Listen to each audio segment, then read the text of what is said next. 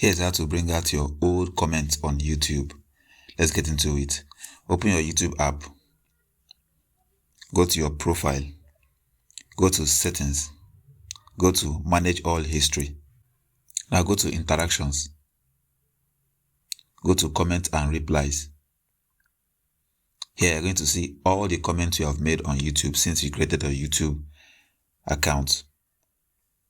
You're going to see all the comments you make on YouTube. You can scroll down and look for them. They have a timestamp and a date. When you click on it, it's going to take you directly to the comments. You can now do whatever you want, delete or edit or anything. So that's all for this video. See you guys in the next one.